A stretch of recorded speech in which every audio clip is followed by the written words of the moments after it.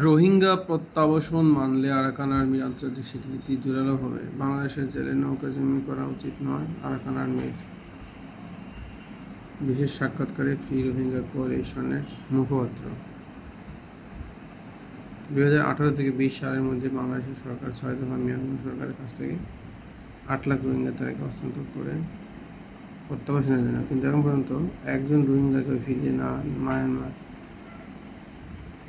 সম্প্রতি থাইল্যান্ডের ব্যাংককে অনুষ্ঠিত বিমস্টেক সম্মেলনের ফাঁকে মিয়ানমারের জান্তা সরকারের উপর প্রধানমন্ত্রী ও পররাষ্ট্রমন্ত্রী ইউ থান সুয়ে বাংলাদেশের সঙ্গে আলোচনা করে জানান 1,80,000 রোহিঙ্গা প্রত্যাবাসনের জন্য যোগ্য।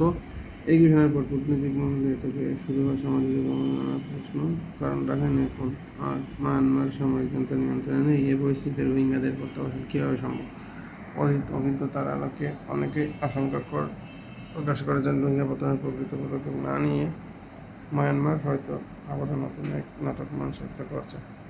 ফ্রি রোহিঙ্গা কোয়ালিশনের সভাপতি বিশ্বের রোহিঙ্গা অধিকার কর্মী নেটওয়ার্কের অন্যতম মুখপাত্র নেই সান লুইন কথা বলেছেন রোহিঙ্গা প্রত্যাবাসনের সাম্প্রতিক অগ্রগতি, মিয়ানমার জান্তা সরকারের সঙ্গে স্থানীয় শক্তি আরাকান আর্মি দ্বন্দ্ব নিয়ে। সাক্ষাৎকার নিয়েছেন যুগান্তর অনলাইন আন্তর্জাতিক বিভাগের আব্দুল মজিদ চৌধুরী।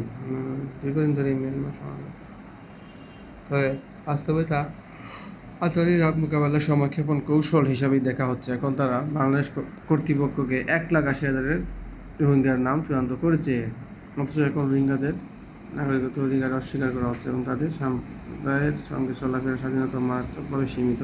বর্তমানে রাখাইন অঞ্চলে জান্তা নিয়ন্ত্রণে নেই বললেই চলে। এই প্রেক্ষাপটে জান্তা সরকারের 1,80,000 রোহিঙ্গার নাম চূড়ান্ত ঘোষণার মুখামুখি হতে পারে। নেই সান লুইন জান্তা সরকারের কখনোই রোহিঙ্গাদের ফিরিয়ে আনার প্রকৃত কোনো সদিচ্ছা ছিল না।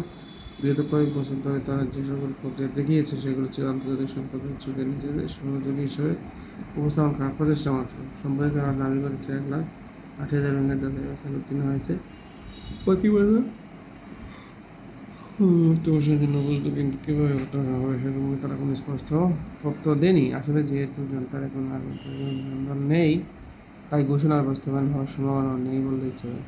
সবকিছু নির্ভর করছে আসলে রাখার নিয়ন্ত্রণে ধরে রেখেছে তার উপর। এক ধরনের বার্তাও হতে পারে, বাংলাদেশের প্রতি আমরা রোহিঙ্গা প্রত্যাবাসন রাজি, যদি আপনি এগিয়ে দিতে চান কারণ উপরে আরাকান আর্মির সঙ্গে কথা বলুন। যুগান্তর অনলাইন প্রতিবেদনে বলা হয়েছে 1,80,000 রোহিঙ্গা প্রত্যাবাসন জান্তার